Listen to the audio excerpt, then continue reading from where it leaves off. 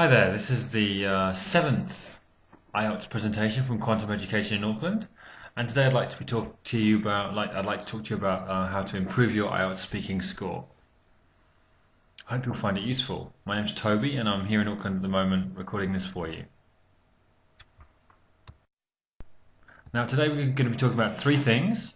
The first thing is what students often ask me is, what can I do to cope with my nerves? I'm scared. So we're going to talk about how to overcome the fear that students feel when they're in their speaking test.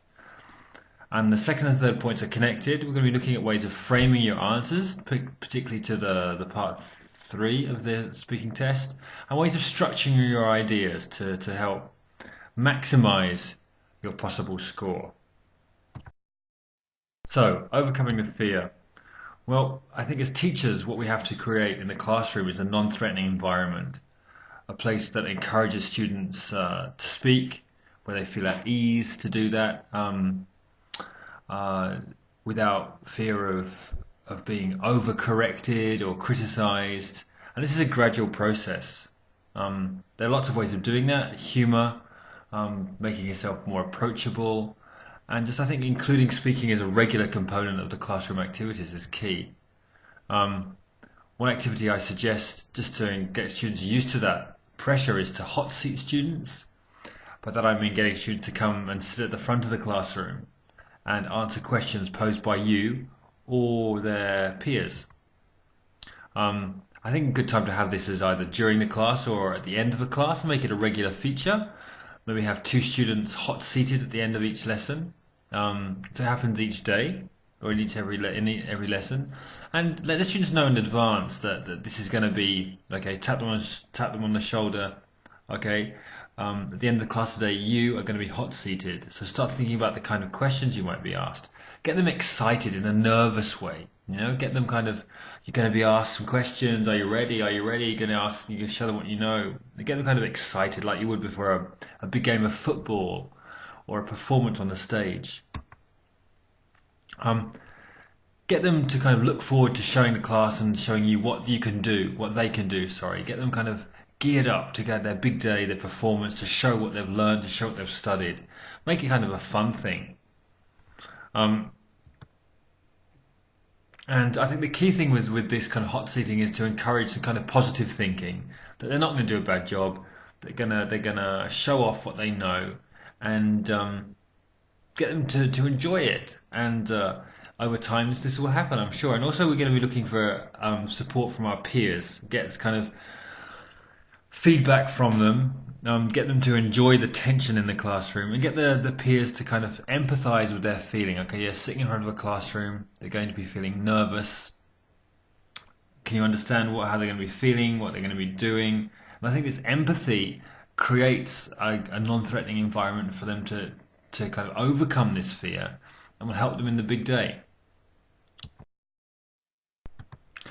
I think it's important that the students realize what the examiner is exactly. The primary function of the IELTS examiner is to elicit language from the candidate, from the student, to see what that student can do, what they can say. And so I think it's very important that students know that. They shouldn't worry too much about what they're going to say, or worry too much about the examiner as an individual, but just regard the examiner as almost like a machine or a robot who's going to ask them questions that they're going to respond to.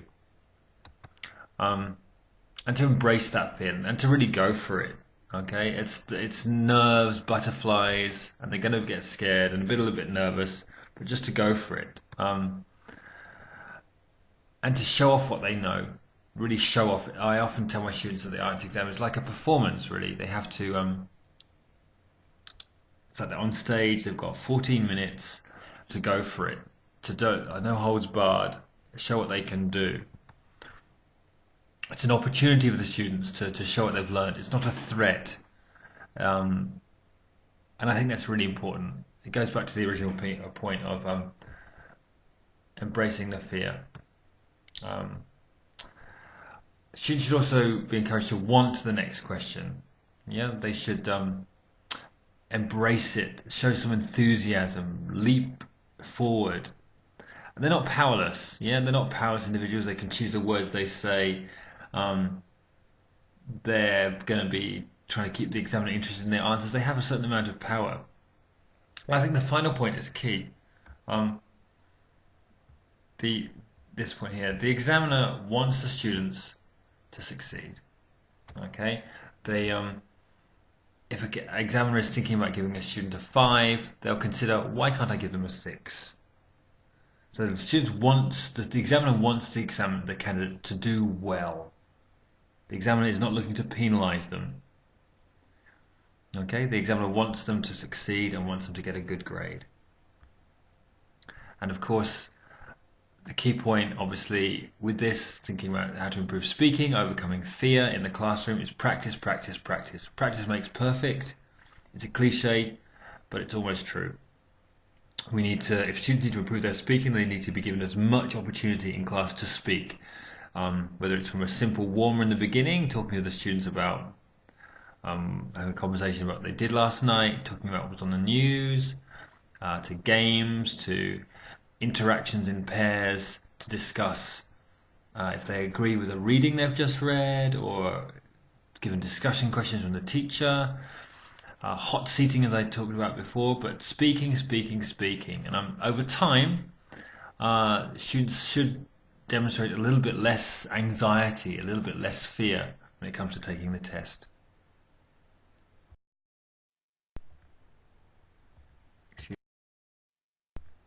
Covering these points will enable you to give a full answer to the question. And by a full answer, I mean an answer that answers the question and is supported with maybe 2 or 3 ideas.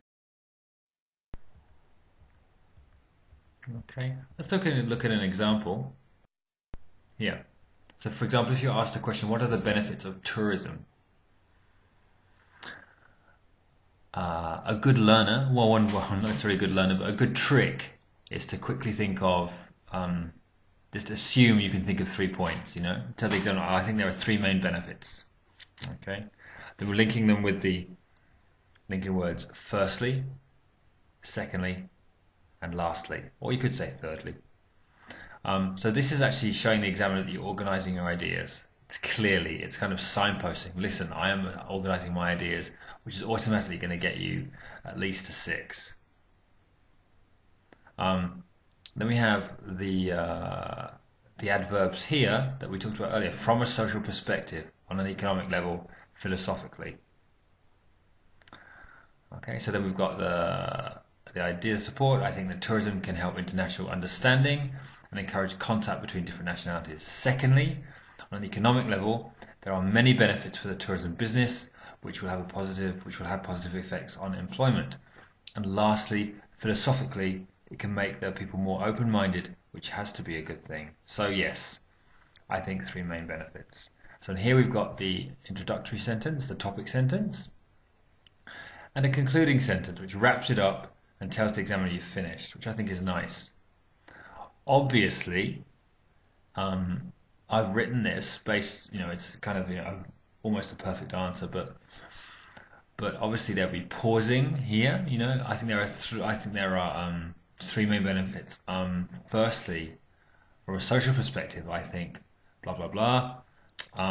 Secondly, so between the ideas, you can pause as you think, but obviously not for too long. You'll only be penalized if the examiner thinks you're hesitating because you don't if you don't know a word. If they think you're pausing because you're trying to think of an idea, that doesn't affect your grade. Okay, so just have a look at that again. I think there are 3 main benefits. Okay, you're showing the examiner that you're thinking about organization, and it's a good way to do it.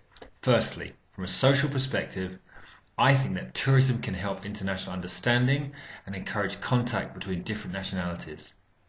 Secondly, on an economic level, there are many benefits for the tourism business, which will have positive effect on employment. And lastly, philosophically, it can make the people more open-minded, which has to be a good thing. So yes, I think there are 3 main benefits.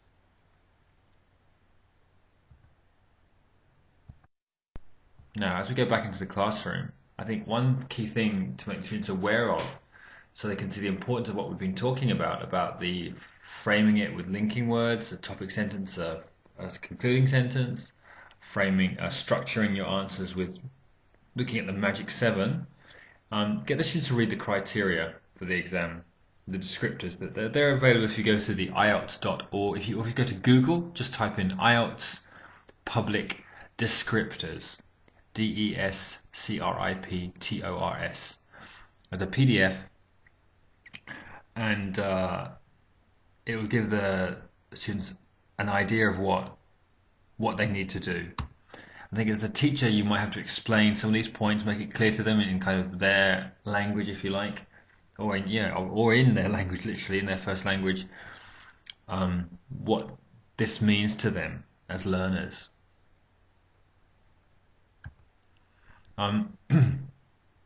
One good strategy is also to come up with some phrases that exemplify the criteria. For example, I'm trying to sequence my argument.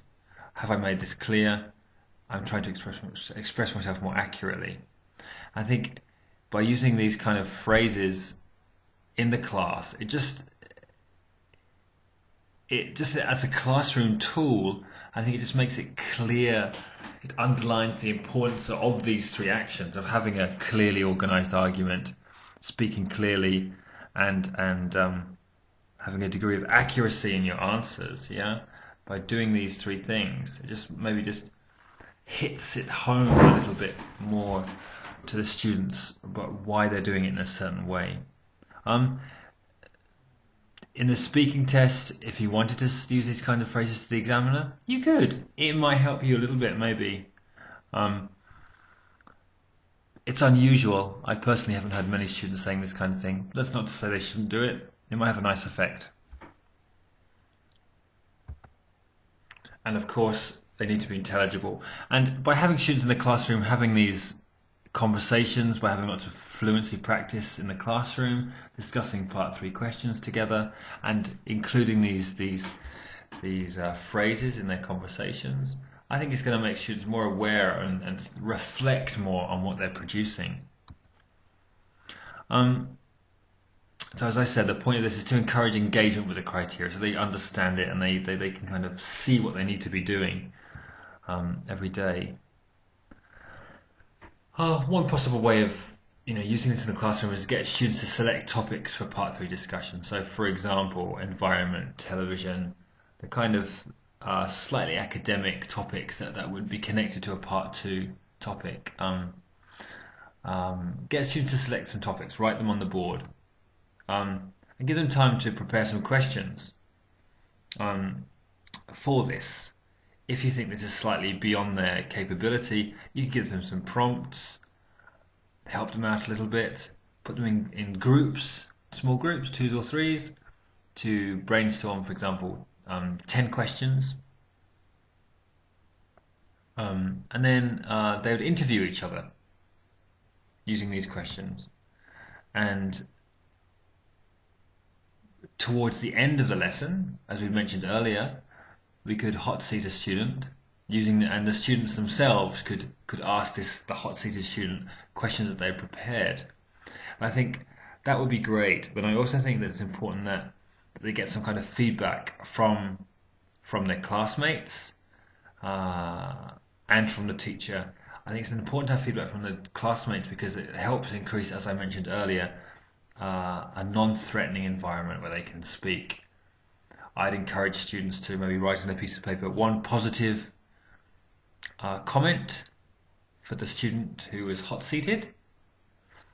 For example, some good words, maybe examples, good pronunciation, well organized, for example, and also maybe an area to work on, something they think they can improve on. It could be a couple of words were mispronounced, they talked too quickly or they talked too slowly. And then at the end of the hot seating time, the feedback written on little slips of paper are handed to that student to take home and read through. And the teacher also would give them feedback as well. And I think this kind of ongoing practice is invaluable. I really do. And yeah, so here we go, final slide. I may not be there yet, but I'm closer than I was yesterday. So I often get asked by teachers and students, how can I improve my speaking? And it's a huge question. It's a huge question because connected to how can I improve my speaking is how can I improve my vocabulary? How can I improve my grammar? How can I improve my confidence? How can I improve my organization? It's all tied together. It's basically how can I improve my English? And apart from getting a better understanding of grammar and vocabulary, etc., I think using a framework to deliver your third part questions, part 3 questions, the IELTS test, can help you a lot. And I think the strategies I mentioned today about reducing the fear, the anxiety, the nerves, I think those kind of strategies, ongoing practice, an ongoing awareness of that from teachers can help genuinely. So next time a student comes to you as a teacher and asks, I need to improve my speaking, I think for my IELTS test, I think if you can focus on these points, you're going to get them a little bit closer than they were yesterday. Okay, they're going to get them a little bit closer to getting that score they wanted than they were yesterday. So thank you very much. I hope that's helpful for you. Look forward to talking to you next time. Any questions or feedback, please send me an email. Thank you very much.